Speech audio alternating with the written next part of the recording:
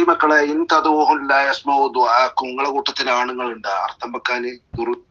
ഉറപ്പല്ലേ, ഞങ്ങളുടെ കൂട്ടത്തിലെ ആണുങ്ങളുള്ളൂ അർത്ഥം വെക്കാൻ. ഇൻ തദൂഹും, നിങ്ങൾ അവരെ വിളിച്ചാൽ, ലാ യസ്മഉ ദുആക്കും, നിങ്ങളുടെ വിളി, നിങ്ങളുടെ പ്രാർത്ഥന അവർ കേൾക്കുകയില്ല. എന്താ ചെയ്യാതെ നേരെ അർത്ഥം വെക്കുന്ന ആണായി പിറന്ന മക്കളുണ്ട്, നെട്ടല്ലൊടിയാത്ത ബലി. ഇത് ഉസ്താദെ വന്നിക്ക് നേരെ അർത്ഥം. ഇൻ തദൂഹും, നിങ്ങൾ അവരെ വിളിച്ചാൽ, അവരോട് പ്രാർത്ഥിച്ചാൽ, ലാ യസ്മഉ ദുആക്കും, നിങ്ങളുടെ വിളി, നിങ്ങളുടെ പ്രാർത്ഥന അവർ കേൾക്കുകയില്ല. ആര് കേൾക്കില്ല? നിങ്ങൾ ആരെയാണോ മുസ്ലിയാക്കന്മാരെ വിളിച്ച് പ്രാർത്ഥിക്കുന്നത് അവർ നിങ്ങളുടെ പ്രാർത്ഥന കേൾക്കുകയില്ല. ഇനി എങ്ങനെ അർത്ഥം വെക്കണ്ടേ പറ? ഖുർആൻ പഠിപ്പിച്ചേരാ. ഇത് ഉസ്താദെ ഇതുപോലെ പഠിപ്പിക്കാൻ ഇന്ന് ഭൂമിയിൽ ഒരൊറ്റ മൊയ്ലിയറുമില്ല. മൊയ്ലിയന്മാർക്ക് കഴിയില്ല. മൊയ്ലിയന്മാർക്ക് ഖുർആനിൽ അള്ളാഹു എന്താ പറഞ്ഞെന്ന് മനസ്സിലാവില്ലല്ലോ. അള്ളാഹു ഖുർആനിൽ എന്ത് പറഞ്ഞാലും അത് ഇമാമിങ്ങൾ എന്ത് പറഞ്ഞു നോക്കണ്ടേ? അള്ള പറഞ്ഞ് വിശ്വസിക്കുന്ന ഏതെങ്കിലും മൊയ്ലിയാറുണ്ട് ലോകത്ത്? അവർ മൊയ്ലിയന്മാർ വിശ്വസിക്കണമെങ്കിൽ ഇമാമിങ്ങൾ പറയണം. ഞങ്ങളതല്ല, അള്ളാഹു ഖുർആനിൽ പറഞ്ഞ് ഡയറക്റ്റ് നിങ്ങളിത് കേൾപ്പിക്കുന്നു. ഇൻ തദൂഹും, നിങ്ങൾ അവരെ വിളിച്ചു നോക്ക്. നിങ്ങൾ വിളിച്ച് പ്രാർത്ഥിക്കുന്ന ബദരീങ്ങൾ, മൊയ്തീസ്യങ്ങൾ, മുനമ്പത്ത് ബീബി, മുഹമ്മദ് നബി, കുപ്പസ്വാമി, മമ്പ്രദങ്ങൾ, അജ്മീർ, നാഗൂർ, ഏർപ്പാടി, ഇവരൊക്കെ നിങ്ങൾ വിളിക്കാറ്. അവരൊന്ന് വിളിച്ചു നോക്ക്. ലാ യസ്മഉ ദുആക്കും, നിങ്ങളുടെ ആ വിളി, നിങ്ങളുടെ ആ പ്രാർത്ഥന അവർ കേൾക്കുകയില്ല. ഇനി എങ്ങനെയാ ഉസ്താദെ പറയണ്ടേ ബാക്കി?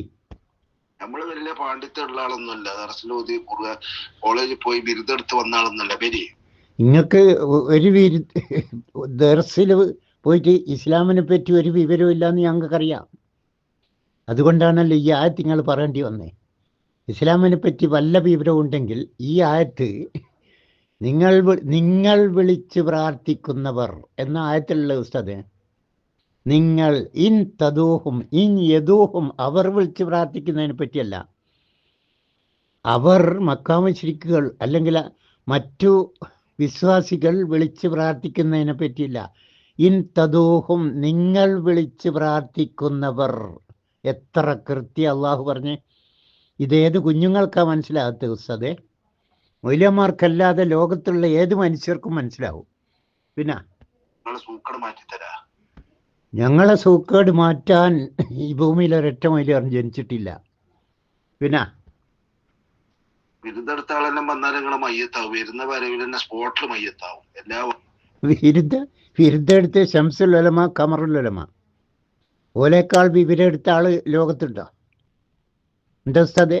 ശംസുൽ ഉലമ വധൂ ശുഹദാക്കും മിൻ ദൂനില്ലാഹി ഇൻ കുന്തും സ്വാദിഖീൻ എന്ന ആയത്ത് ഓതിയിട്ട് ശ്രോതാക്കളെ വിളിച്ച് പ്രാർത്ഥിക്കുക അല്ല ഇത് പറഞ്ഞിരിക്കുന്നു എന്ന് പറഞ്ഞാളാ.